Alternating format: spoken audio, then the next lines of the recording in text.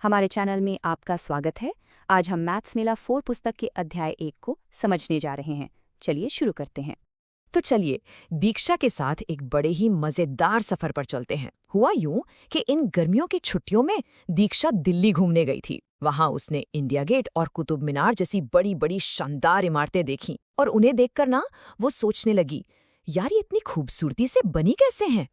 तो क्या आपने कभी सोचा है कि ये जो बड़ी बड़ी इमारतें होती हैं आखिर ये बनी किस चीज से हैं? मतलब इनकी सबसे छोटी सबसे बुनियादी बनावट क्या है? चलो हमारे पहले सेक्शन में इसी सवाल का जवाब ढूंढते हैं। तो चलिए अब एक जासूस की तरह इन इमारतों के राज खोलते हैं। इस सेक्शन में हम देखने वाले हैं कि दुनिया की बड़ी बड़ी बिल्डिंग्स भी असल में बहुत ही सिंपल शेप्स से बनी होती हैं, ऐसी शेप्स जिन्हें हम और आप भी बना सकते हैं। और सबसे पहले बात करते हैं कुतुब मीनार की। अरे ये सिर्फ एक पुरानी मीनार नहीं है, बल्कि एक वर्ल्ड हेरिटेज साइट है। और सबसे कमाल की बात पता है क्या? ये ईंटों से बनी दुनिया की सबसे ऊंची इमारत है। इसमें पूरी 5 मंजिलें हैं। और पता है कितनी सीढ़ियां? 379, 379। है ना कमाल? अच्छा, इन बड़ी बड़ी इमारतों को देखने के बाद चलिए अब इन्हें इनके सबसे बेसिक हिस्सों में तोड़कर समझते हैं, यानी कि इनके 3D शेप्स, जिन्हें हम ठोस आकृतियां या सॉलिड्स भी कहते हैं। जरा सोचिए, अगर दीक्षा एक डिब्बे को खोलकर बिल्कुल चपटा कर दे तो क्या होगा? वो जो चपटी सी शेप बनेगी ना, उसे इंग्लिश में कहते हैं नेट, मतलब एक तरह का जाल। अब इसी नेट को अगर आप वापस मोड़े तो डिब्बा फिर से बन जाएगा। ये 3D चीजों को 2D में समझने का एक बहुत ही बढ़िया तरीका है। अब दो खास तरह की ठोस आकृतियों को समझते हैं, प्रिज्म और पिरामिड। देखो, प्रिज्म की पहचान ये है कि इसके साइड वाले हिस्से रेक्टेंगल यानी आयताकार होते हैं और इसके ऊपर और नीचे के सिरे बिल्कुल एक जैसे होते हैं। दूसरी तरफ है पिरामिड, जिसके सभी साइड वाले हिस्से त्रिभुज जैसे होते हैं, जो ऊपर जाकर एक ही नुकीले सिरे पर मिलते हैं, जिसे हम एपेक्स या शिखर कहते हैं। चलो अब एक मजेदार काम करते हैं, मिलकर इन शेप्स के हिस्से गिनते हैं। स्क्रीन पर देखो, एक क्यूब यानी घन में 6 सतहें, जिन्हें हम फेस कहते हैं, 8 कोने और 12 किनारे होते हैं। अब एक त्रिभुज वाले पिरामिड को देखो, इसमें 4 सतह, 4 कोने और 6 किनारे हैं। अब आपकी बारी। स्क्रीन पर जो बाकी शेप्स है ना, जरा वीडियो को पॉज करो और उनके सतह, कोने और किनारा गिनने की कोशिश करो। चलो करो। रुको, इन नंबरों में ना एक बहुत बड़ा सीक्रेट छिपा है। क्या आपको कोई पैटर्न दिख रहा है? चलो एक एक्सपेरिमेंट करते हैं। हर शेप के लिए उसकी सतहों और कोनों को जोड़ो और उसमें से किनारों की संख्या को घटा दो, मतलब f+v-e करके देखते हैं। क्या लगता है, क्या जवाब आएगा? और जवाब है 2। अरे वाह, है ना कमाल की बात? इन सभी ठोस आकृतियों के लिए सतहों और कोनों का जोड़ किनारों की संख्या से हमेशा 2 ज्यादा होता है। ये तो जैसे मैथ्स का कोई मैजिक रूल हो। और सच में ये गणित की दुनिया में एक बहुत बड़ा नियम है।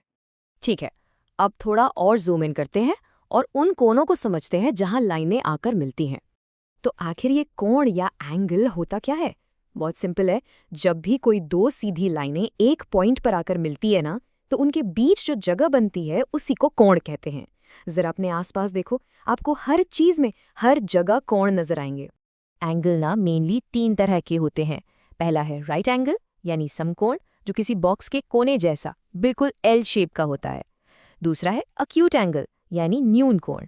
अक्यूट का मतलब ही है नुकीला, तो ये एंगल राइट एंगल से छोटा और ज्यादा शार्प होता है। और तीसरा है ऑब्ट्यूज एंगल यानी अधिक कोण, जो राइट एंगल से ज्यादा खुला हुआ मतलब कि बड़ा होता है।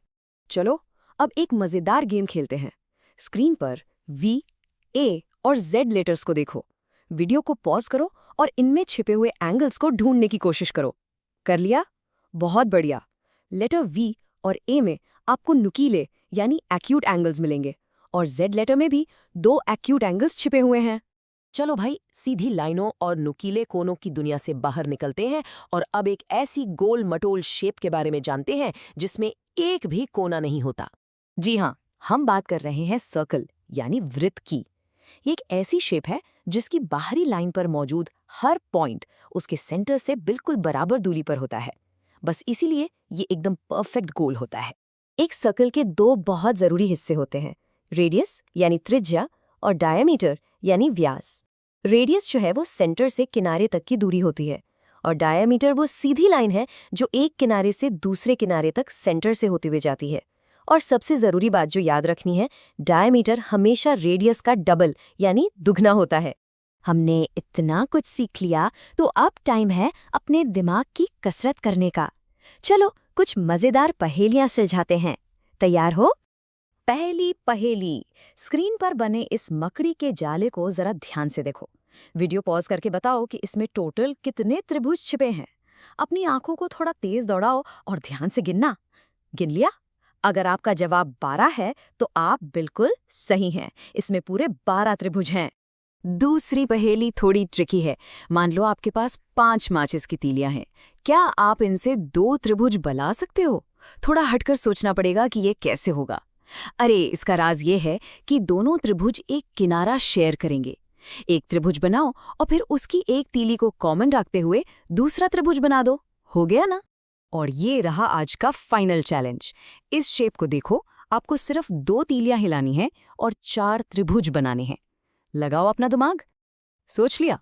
इसका जवाब ये है कि आपको एक बड़ा त्रिभुज बनाना है और उसके बीच में एक छोटा उल्टा त्रिभुज रख देना है। ऐसा करते ही आपको 4 छोटे-छोटे त्रिभुज मिल जाएंगे। तो इन सभी पहेलियों और शेप से हमें एक बहुत ज़रूरी बात पता चलती है। किसी भी 2D शेप में जितनी साइड्स होती हैं, उतने ही एंगल्स भी होते हैं। जैसे त्रिभुज में 3 साइड्स और 3 एंगल्स, और एक स्क्वायर में 4 साइड्स और 4 एंगल्स। ये एक पक्का नियम है, इसे याद रखना। तो लो भाई, अब आप भी एक शेप एक्सप्लोरर यानी आकृतियों के खोजकर्ता बन गए हैं। इस नए ज्ञान के साथ जरा सोचो कि आप क्या-क्या नई चीजें बना सकते हो। अब जब आप अपने आसपास देखोगे ना, तो आपको हर चीज में छिपी हुई शेप्स और एंगल्स नजर आएंगे। देखने के लिए धन्यवाद। हमारे चैनल को लाइक, शेयर और सब्सक्राइब करना ना भूलें।